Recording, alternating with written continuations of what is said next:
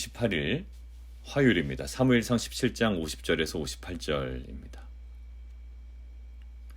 여러분들 예전에 역사 시간에 우리가 미국 역사를 배울 때 들었던 기억이 있는데 보스턴 차 사건이라는 거예요. 일반 자동차가 아니라 마시는 차이죠. 이 1773년에 매사추세츠의 그 식민지 주민들이 영국 본토로부터 수입되는 그 차, 그리고 그 차 상자들을 바다에 폐기한 사건입니다. 근데 이 사건을 왜 배웠냐면 이런 결론이었어요. 미국 독립전쟁의 본격적인 불씨가 된 사건이다. 이 보스턴 차 사건 자체가 미국의 독립전쟁은 아니었지만 그 독립전쟁으로 가기 위한 중요한 불씨가 되는 사건이었다라는 거예요. 어떤 새로운 국면의 전환을 맞이할 때 작은 불씨가 되는 사건이 있습니다. 1919년도에 3.1 만세운동이 벌어졌죠. 새로운 전환점을 경험하게 됩니다. 그런데 그 만세운동이 벌어지기 전까지 사실 크고 작은 수많은 대한민국 또 이 국민들의 저항이 있었고요. 그보다 10년 전인 1909년도에는 안중근 의사의 항거운동이 있었습니다. 그러니까 19년도에 만세운동이 벌어지기 위해서 크고 작은 불씨와 같은 사건들이 있었다라는 거예요. 자, 그런 관점에서 오늘 본문을 보려고 하는데 17장 11절 금요일 본문이거든요. 우리 함께 좀 보도록 하겠습니다. 17장 11절입니다. 골리앗 앞에 선 이스라엘 백성들의 모습인데 사울과 온 이스라엘이 블레셋 사람의 이 말을 듣고 놀라 크게 두려워했다. 두려움에 완전히 사로잡혔습니다. 감당할 수 없다고 생각이 들었고요. 심지어 사울까지도, 왕인 사울까지도 그 앞에 속수무책이었습니다. 그런데 그랬던 이스라엘 백성들이 지금 오늘 전혀 다른 모습을 보이고 있네요. 52절.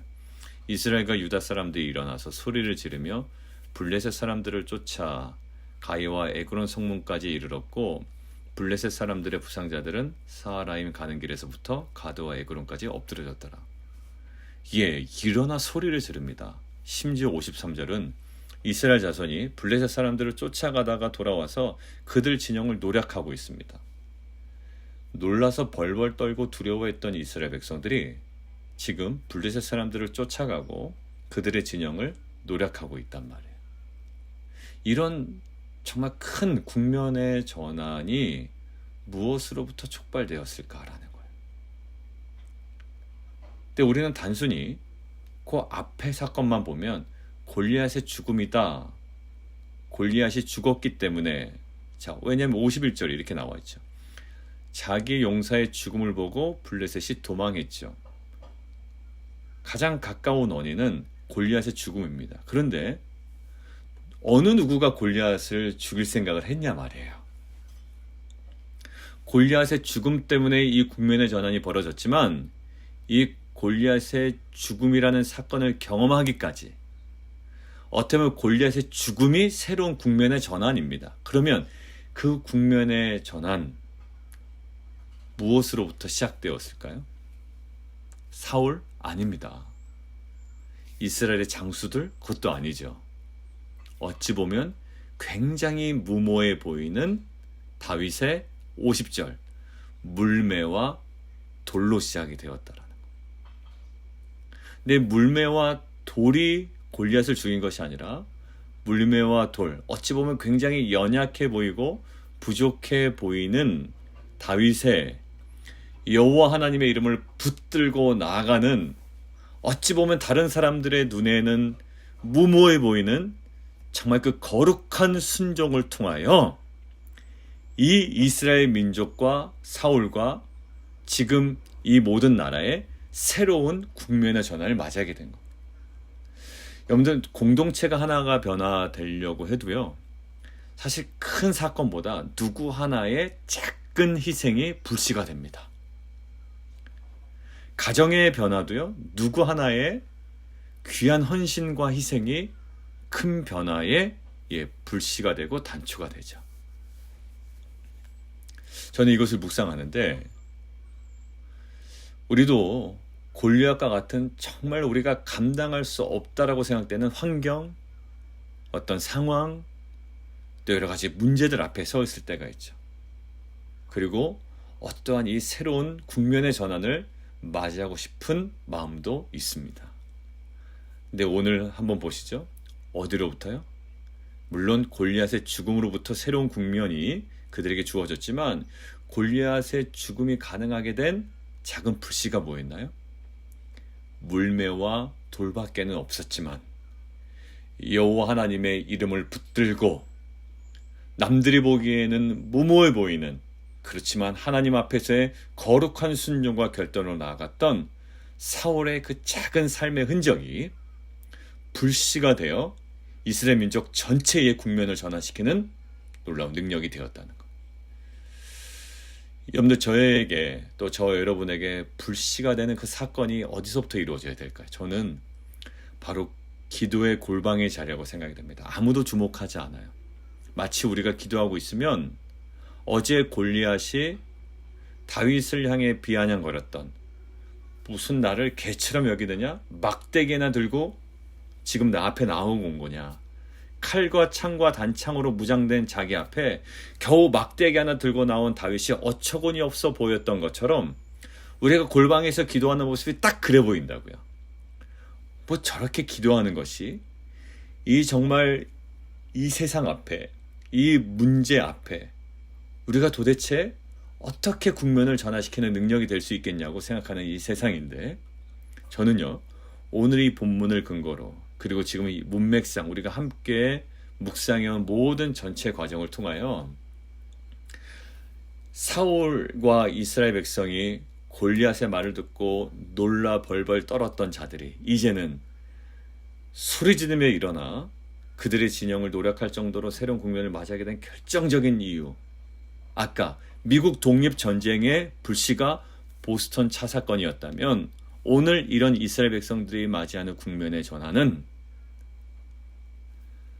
물매와 돌밖에 없었지만, 아무도 그를 주목하지 않았지만 여호와 하나님의 이름을 붙들고 남들 보기에는 무모함이라고 생각되었던, 그렇지만 거룩한 순종으로 나아갔던 다윗의 그런 그 잘 지키는 자리, 순종을 통하여 이 국면의 전환은 이루어졌다고 저는 믿습니다.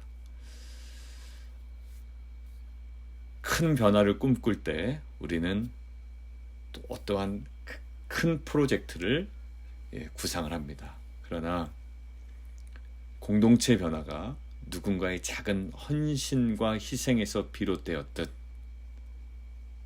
지금 우리가 경험하기를 원하는 새로운 국면의 전환도 저와 여러분의 그 기도의 골방의 자리에서부터 시작되는 줄 믿습니다. 오늘 제목 뭐라고 되어 있나요? 다윗의 승리에서 비롯된 이스라엘의 승리이죠. 우리가 어디서부터 승리해야 될까요? 골방의, 기도의 골방의 자리에서부터 승리를 경험하여 그 골방의 기도의 자리의 승리를 통하여 우리 앞에 있는 모든 문제와 골리앗을 감당할 수 있는 귀한 공동체가 되기를 원합니다. 마치 예수님의 남들이 보기에는 정말 허접하게, 그죠? 말도 안 되게 죽어가는 그 죽음이었지만 그 죽음이 온 인류를 구원하는 놀라운 능력과 그리고 구원과 부활의 불씨가 되었던 것처럼 오늘 우리가 무릎으로 감당하는 정말 골방의 기도로 말미암아 우리가 그전에는 대항할 수 없어 절망하고 놀라 벌벌 떨었던 우리가 이제 골방에서의 힘있는 기도, 회복된 기도로 말미암아 이제는 일어나 소리를 지르며 대항하여 승리를 누리는 귀한 공동체로 또 하나님께서 우리를 삼아주실 줄 믿습니다. 그런 소망을 가지고 오늘 우리에게 주어진 남들이 보기에는 정말로 아무것도 아닌 것과 같은 그 기도의 골방의 자리를 정말 믿음으로 소망 가운데 지켜나가는 귀한 공동체 되기를 주님의 이름으로 축원드립니다. 우리 함께 기도하겠습니다.